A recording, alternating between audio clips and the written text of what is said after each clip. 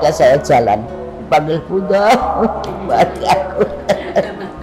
Jadi ulet sabar. Beliau apa ya, kalau mengajar itu sangat telaten sehingga emosionalnya itu tidak ada. Jadi tidak pernah memberi kebentakan itu kalau dik gitu, kalau saya udah agak bandel gitu, dik iki mangkok gerung ngaji ya apa. Tapi kalau saya agak terlambat malah mestinya setengah jam di sak jam setengah malah diperpanjang gitu. Jadi kalau disiin ngaji malah cepet kate lambat lah. Satu ketika saya udah ngaji dengan Bik Sofia gitu, udah lama satu Jepang. Saya pikir udah bebas ya. Tapi pikir wis gak diajar Bik Aji wong aku wis nang Bik Sofia. Ya dicitil lho. Ning ditimbali mbahnya. Waduh, aku bang aku nggo meneh. Kene dek nggih dalem mau punten Bik Sofia.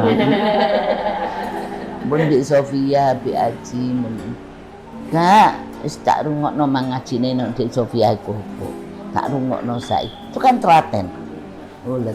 Tapi dengan begitu saya apa ya? Akhirnya ya sebagai cambuk hidup saya gitu untuk menjadikan. Jadi Bik Aji itu seseorang yang sabar dan orang yang ulet, tekun, lembah. Tapi dalam prinsip tetap beliau keras.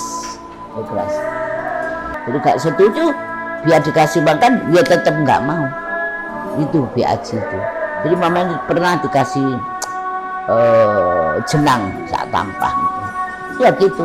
Terus nggak mau, pokoknya masya Allah itu prinsip. Bik Aji itu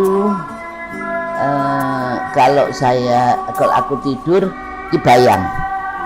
Singkene Bik Aji nganggo kasur, sebelah kene Solihati, aku Nafisah. Jadi saya sempet 3 tahun. Itu nanya 3 tahun. Mungkin lek Bik Aji gak seto, aku ya nak kono sampai kelas 6. Di dalam penulisan banyak muridnya Bik Aji itu jadi nyai maksud saya. Dan sekarang itu saya kira mendapatkan sosok seperti Bik Aji ya agak sulit gitu. Yang saya tahu memang emak hampir sama itu. Terus sama Bu Nyai Adlan itu juga lembah bagus. Jadi sampai sekarang saya kalau udah ngaji kalau tabaruk itu apa ya rasanya membacanya itu mengikuti cara metode Bik Aji. Jadi itu ya terus terang aja. Saya sejak Bik Aji meninggal ya sampai sekarang ya pertama ya memang guru ya, jadi ya tetap kami Fatihah. Kalau Mang Bisri saya nggak ikut ngajinya kitab itu bareng-bareng Bik Aji itu.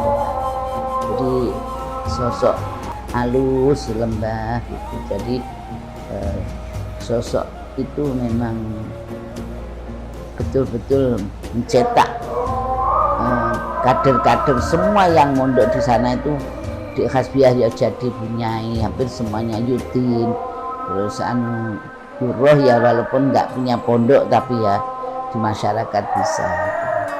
Yang jelas saya merasap dan ya paling tidaklah berusaha untuk mengikuti jejak beliau itu.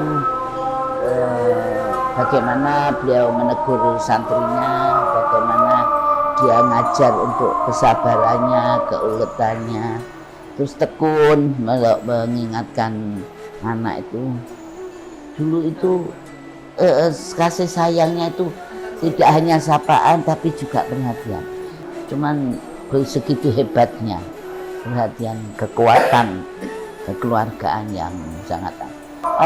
Waktu itu amalan sing diparingi Bik Aji ya iku padha ambek apa wis selawat naria situ ambek alam nasr padha aku waktu duwe Bik Aji ya alam nasr apa yang mau alam nasr itu menjadikan kita hatinya lapang, dada, menjadikan kita juga cerdas, menjadikan kita juga belajar agama. BAJ yo nariah itu BAJ, yo wiritan biasa. BAJ ku lebih stressingnya Quran. Pokoknya terus mesti so. Jadi aku waktu nak BAJ ku nggak begitu banyak wirid, mek alam nasroh do ambil nariah.